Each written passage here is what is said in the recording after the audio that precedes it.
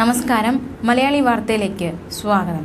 കേരള ഗവർണറെ പുകഴ്ത്തി കേന്ദ്ര വിദേശകാര്യ സഹമന്ത്രി മീനാക്ഷി ലേഖി. കോഴിക്കോട് കണ്ടകുളം ജൂബിലി ഹാളിൽ awake youth four nation conclave ഉദ്ഘാടനം ചെയ്ത് സംസാരിക്കവെയാണ് ഗവർണറെ കുറിച്ച് പരാമർശിച്ചത്. മാത്രമല്ല, മോദിയുടെ ഗ്യാരണ്ടിയെ കുറിച്ചും കേന്ദ്ര സഹമന്ത്രി പറയുകയുണ്ടായി. മോദിയുടെ ഗ്യാരണ്ടി എന്നത് കേരളത്തിന് വേണ്ടി കൂടിയുള്ള ഗ്യാരണ്ടിയാണെന്നും കേന്ദ്ര സഹമന്ത്രി പറഞ്ഞു. കേരള ഗവർണർ തനിക്ക് ഹീറോ ആണെന്നും കേന്ദ്ര സഹമന്ത്രി പറഞ്ഞു. ഷബാനു കേസിൽ മുത്തലാഖ് നിർത്തലാക്കണമെന്നായിരുന്നു ആരിഫ് മുഹമ്മദ് ഖാന്റെ ആവശ്യം. ആ കേസുമായി ബന്ധപ്പെട്ടാണ് അദ്ദേഹം രാജീവ് ഗാന്ധി സർക്കാരിൽ നിന്നും രാജിവെച്ചത്. ഈ സംഭവങ്ങൾ നടക്കുമ്പോൾ താൻ കോളേജ് വിദ്യാർത്ഥിയായിരുന്നു. ഇന്ന് മുത്തലാഖ് നിർത്തലാക്കാൻ തീരുമാനിച്ച അതേ പാർലമെന്റിൽ അംഗമാകാൻ തനിക്ക് സാധിച്ചുവെന്നും കേന്ദ്ര സഹമന്ത്രി മീനാക്ഷി ലേഖി ചൂണ്ടിക്കാണിച്ചു. മോദിയുടെ ഗ്യാരണ്ടി എന്നത് കേന്ദ്രത്തിന് മാത്രമല്ല, കേരളത്തിന് വേണ്ടി കൂടിയുള്ള ഗ്യാരണ്ടിയാണെന്നും മീനാക്ഷി ലേഖി പറഞ്ഞു. 2047 ആകുമ്പോൾ ഇന്ത്യ വികസിത രാജ്യമാകണമെന്നതാണ് പ്രധാനമന്ത്രി നരേന്ദ്രമോദിയുടെ സ്വപ്നം. നിങ്ങളാണ് 2047 നയിക്കേണ്ടവർ. മോദിയുടെ ഗ്യാരണ്ടി എന്നത് കേരളത്തിന് വേണ്ടി കൂടിയുള്ള ഗ്യാരണ്ടിയാണെന്നും മീനാക്ഷി ലേഖി ചൂണ്ടിക്കാണിച്ചു. കോഴിക്കോട് നടന്ന എവേക്ക് യൂത്ത് ഫോർ നേഷൻ പരിപാടിയിലാണ് ഈ സംഭവവും വികാസങ്ങളൊക്കെ അരങ്ങേറിയത്. ഈ പ്രതികരണമൊക്കെ നടത്തിയത്. മാത്രമല്ല, ആ സ്റ്റേജിൽ മറ്റൊരു സംഭവം കൂടി ഉണ്ടായി. സദസ്സിനോട് കേന്ദ്ര സഹമന്ത്രി കോപിച്ചു.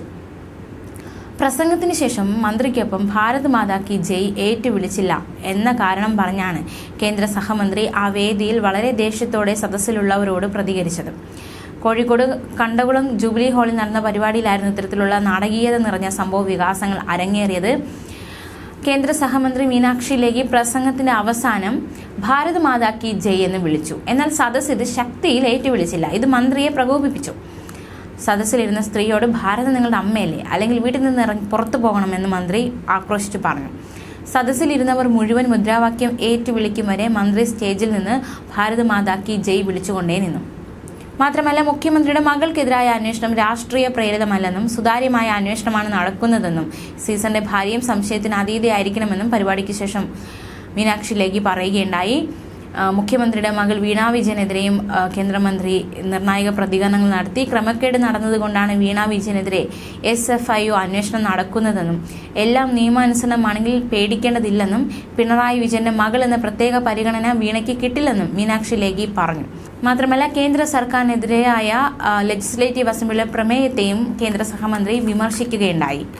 കേന്ദ്ര സർക്കാർ അവഗണന കാണിക്കുന്നത് വ്യാജ പ്രചാരണമാണെന്നും കേരളത്തിനായി ധാരാളം പദ്ധതികൾ പ്രഖ്യാപിച്ച് നടപ്പാക്കുന്നുവെന്നും ഒന്നും ചെയ്യാതെ കടമെടുത്ത് മാത്രം കാര്യങ്ങൾ നടത്താൻ പറ്റില്ല എന്നും കേന്ദ്രമന്ത്രി ചൂണ്ടിക്കാണിച്ചു. കേന്ദ്ര അവഗണന എന്നത് വ്യാജ പ്രചാരണമാണെന്നും വ്യാജ പ്രചാരണം നടത്താൻ കമ്മ്യൂണിസ്റ്റുകാർ മിടുക്കന്മാരാണെന്നും കേന്ദ്ര സഹമന്ത്രി പരിഹസിക്കുകയുണ്ടായി. ന്യൂസ് ഡെസ്ക് മലയാളി വാർത്ത.